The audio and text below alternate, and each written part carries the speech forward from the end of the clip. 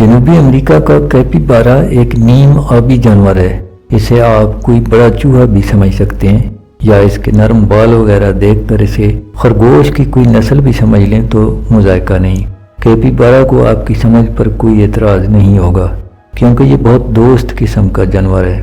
یہ مگرمچھ سے بھی دوستی کر لیتا ہے، تو چھوٹے چھوٹے پرندے اور کچھوے بھی اس کے دوست ہوتے ہیں۔ کیپیبارا گھاس کھاتا ہے۔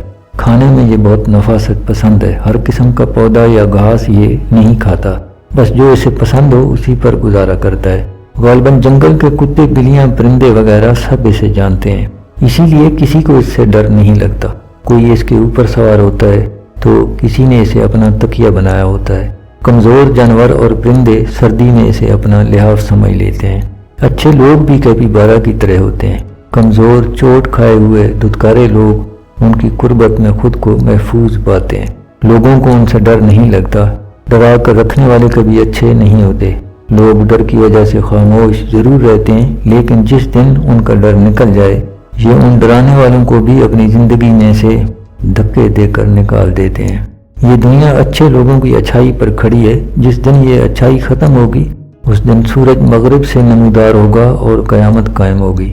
آج بھی چونکہ سورج مشرق سے نمودار ہوا، تو اس کا مطلب ہے اچھائی ابھی زندہ ہے۔ آپ کو اگر اچھے لوگ نہیں ملے تو خود اچھے بن جائیں۔ اگر کیپیبارا جنگل میں اچھا بن سکتا ہے تو انسانی بستی میں یہ کون سا مشکل ہوگا۔